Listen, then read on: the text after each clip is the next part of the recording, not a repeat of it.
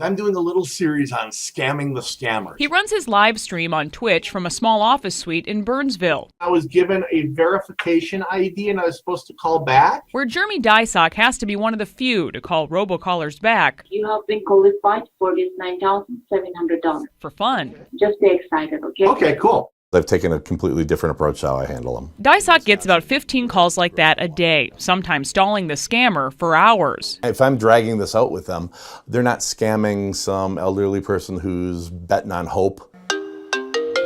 It's no secret that machine-made calls are out of control. The IRS is filing lawsuit against you. The number of robocalls to Minnesotans doubled last year. To inform you regarding some legal enforcement action. More than 500,000 were made to the 612 area code in 1 month alone.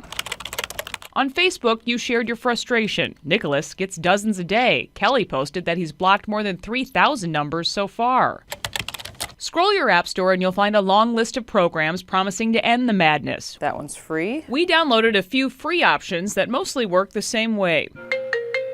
Get a robocall, report it to the app. So the next time the same number calls another user, it's marked as spam. This is an actual call on the RoboKiller from this morning. Jeremy Dysock gave RoboKiller a try. It'll answer the phone. The RoboKiller is talking back to it, basically mumbling, saying, "Wait a minute, here, hold on." So essentially, you've got two computers trying to scam each other. But for Dysock, it didn't last. The robocalls were back that same day. All the feedback that we get is very positive. Major cell carriers now offer their own lines of protection. It's on there. Verizon installed its free call filter on my phone, but even in our demo, the app It's identifying the calls from Brazil. wasn't 100% foolproof. It should be identifying that it's a spam call. In the interim, it just keeps going. At the University of Minnesota's Technological Leadership Institute, Mike Johnson doesn't think the technology is there yet for apps to be truly effective. In order for that app to work, you have to know it's a bad number. Someone's got to have reported it. It had to have been used.